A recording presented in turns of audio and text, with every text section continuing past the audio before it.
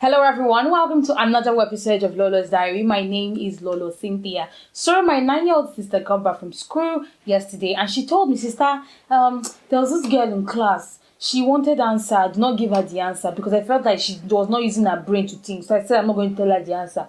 So at the end of school, I went to ask her, I said, please, what is the number of the test that our class teacher gave us? She only told me number 1 and 2. When I left, I heard her talking to someone else that they gave them from number 1 to 10. So when I went to meet her, I told her that, she said, I asked you for this, you only told me 1 and 2. She started laughing. Meaning that this girl actually purposely refused to give my sister the proper assignment because she wanted her to fail as a form of revenge for what she did in class. These are just tendencies of showing that, okay, children can be malicious. Children can have revenge. Children can do things that are distasteful. So that brings us to today's vlog. Can children be capable of doing things that are evil? Very often I hear this thing of how children are always naive, inherently innocent, they're not capable of doing bad, and even if they do bad, it's because of the environment or it's the adult involved, which means that we never hold children responsible for whatever it is they do. I do understand that children are innocent and they are malleable and they can be easily influenced by the environment and by the adults around them. But at what point do we begin to make children take responsibility for what they did? You know, whenever we see all these videos or posts on how ritual is to use young people to lure other young children to, for them to be sacrificed or things like that, I see the comments and people are insulting each other and I feel a bit remorseful because I'm like, this is a child. Does this child really know what they did? Or does the child understand the value of life or the value of the consequences of what he has done or what she has done? But again, I have to ask myself, like, there is no way that this child does not know that this thing that he or she is doing is wrong. I believe that they do understand right from wrong because it's from the age of 6 that they begin to develop a conscience that is learned as well. And there was someone on the show that came in and I asked him a question about this. GOs talk about child sexual abuse or even, big bodies talk about it. It's often between a child and an adult. But often we have cases where it's between a child and an older child or a sibling, which is incest, which is another form of shame and stigma associated with that. So how do you believe that we can tackle or address this issue or speak to children on how to deal with sexual abuse when the person that is abusing them is a brother or it's a cousin that they look up to as an elder brother or an elder sister? Okay, let me delineate this issue. If the 2 young people involved are underage, we don't like to refer to it as sexual abuse. We call it wrong sexual experimentation. Okay? Because like we said earlier, children learn by what they see and they learn by what adults show them. I don't necessarily agree. I do understand that, yes, they are misinformed or, they've learned that bad behavior from someone. But I don't believe that when a child is doing something wrong to another child, that child is not aware that thing they're doing to that child is wrong. That I don't believe. One of the reasons why we're unable to see children from that perspective is that we have refused to give children the full agency. We haven't seen them as complete beings yet. It's just what they do with women. I did this in a vlog. I'll put the link below. That we've refused to see children as people that have the full spectrum of emotions. They're angry, they're sad, they're hurtful, they're lonely, they're malicious, they're friendly, they're jealous, they're resentful. They are human. So they are capable of actually doing things that are evil. And I believe they are capable of knowing right from wrong. If we're looking at the legal system now, especially in Nigeria, they start noticing or acknowledging that children know right from wrong from the age of 7 to 15. That's why we have the juvenile prison, right? And also when you look at Roman Catholic, the age is 7 because that is like the pivotal age where they tell you that it's time for you to start confessing your sins. So by the time you're 7, you should know that thing you're doing is a sin, meaning you know the right from wrong. So those are the different ages that are quite popular. However, I believe, or this is even research have shown that when it comes to empathy, because to know right from wrong and to know that thing you're doing is not nice, you need to have empathy. This is something that you're born with. This is why you will see a child, 1-year-old child, when she hears another child crying, she will probably crawl to the other child and go and touch the other child's hand. Then you see, oh, that is so cute. When you see another child petting another child, that is the natural born empathy that children are born with. But what I do know is that empathy can actually be robbed off of them. They can break that empathy that they have naturally.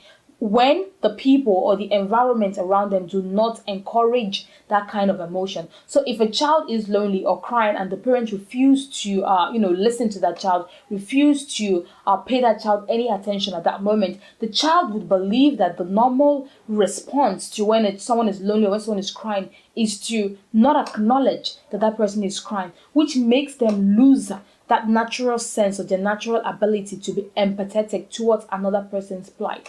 The next one is actually conscience, which means you need to have conscience to know that, oh boy, this thing I'm doing is not right.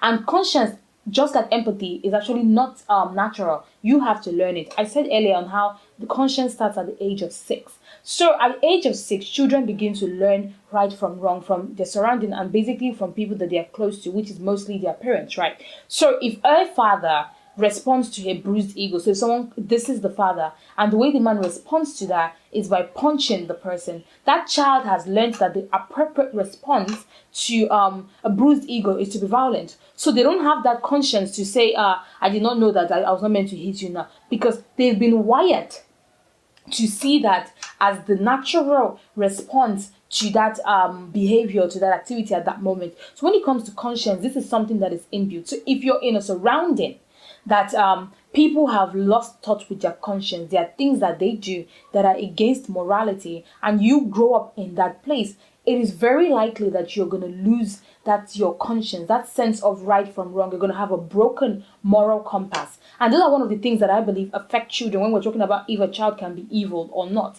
And also there is something that I read, this is quite interesting, is the parenting technique actually influences the moral compass of a child. So we have the autocratic parenting, where the cost of control is outside the child, in the sense that the parents are the ones that make the decision. What this means is that the child is unable to have an inner sense of a moral compass. They're unable to decide if this is right or wrong because they have to follow what the parents have told them. Next one is the permissive parenting. Permissive parenting, this is when the parents struggle to learn the limits of acceptable behavior. What happens is that children now grow up with that free will. They're unable to even decipher what is right, what is wrong, because everything goes. They do everything because it's been allowed since when they were kids. The parents have not told them that you can't do this. And the last one, which is really the best or the middle ground, is the authoritative parenting, where the parent tells you that this is right, this is wrong, this is why it's wrong, and this is why it's right. They don't impose it on you, but they tell you why. So you're able to go back and think about it and reflect and say, okay,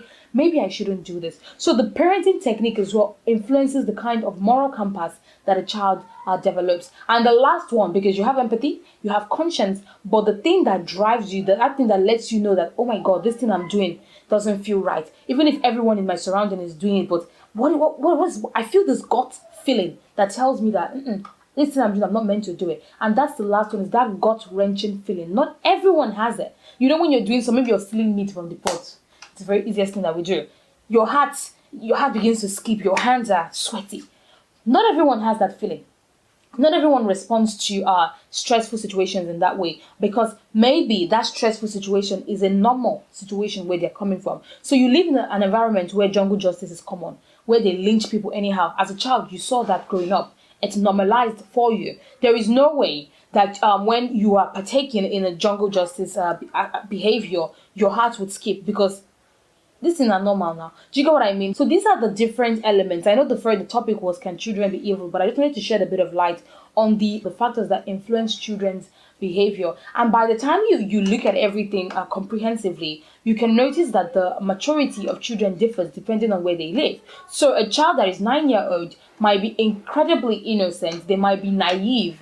But a child 9-year-old somewhere else might be very open or be very aware of things that are happening in his surroundings. If you're a street child and you have to engage in pickpockets, you have to engage in other horrific things to survive, there is no way that you are as naive as the girl or the boy that is sheltered in his home in Lekki or something like that. So those environment definitely comes to play. And when it comes to juvenile, or when it comes to holding children responsible, I feel we need to acknowledge the conditions in which they were brought up, and also make sure that even if we want to look at kids as naive, we want to look at them as minorities, because we understand that children are easily influenced. You need to hold them accountable. You need to let them know that this thing you did is wrong, but we can work on it. This is why we have correctional centers, because you're meant to go in there, rehabilitate them, and bring them out so they can be better citizens for the community. So that's just my 2 cents on the issue. I don't know the moral lesson of this vlog, honestly. But basically, I just wanted to start up a conversation on how we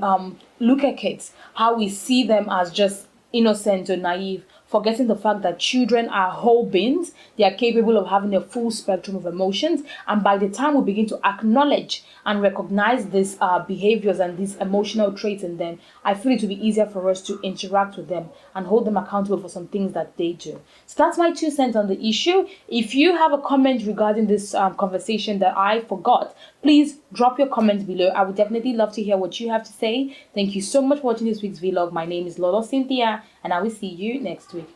Bye-bye.